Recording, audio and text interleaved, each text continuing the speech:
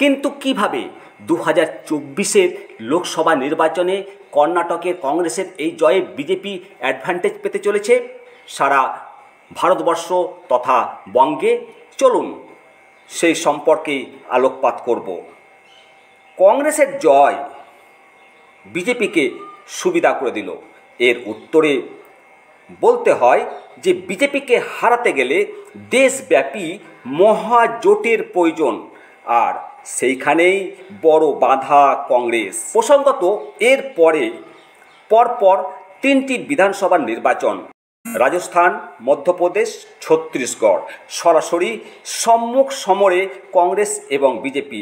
আর কংগ্রেস যদি এই তিন রাজ্যে ভালো ফলাফল করে তবে কিস্তিমাত, কারণ তৃণমূল এবং কেসিআরের মতো দলগুলো মহাজোট মেনে নেবে না, আর মহাজোটের নেত্রী হতে চাইবেন সর্বদাই তৃণমূল সুপ্রিমো।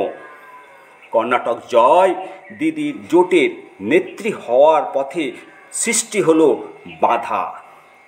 আর এই তিন রাজ্যে যদি কংগ্রেস ভালো ফল করে তাহলে তো কথাই নেই, কংগ্রেস জোটে মদত না দিয়ে আলাদা আলাদা লড়াইয়ে নামবে বলেই মনে করা হচ্ছে।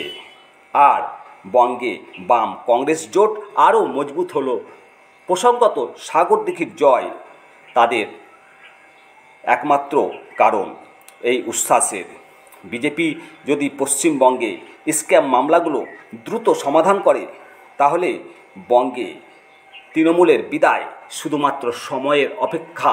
মতামত দেবেন যে কর্ণাটকের কংগ্রেসের যে এই জয়, এতে বিজেপি অ্যাডভান্টেজ পেতে চলেছে আপনার মতে। আপনার উত্তরের অপেক্ষায় নিমতিতা দর্শন।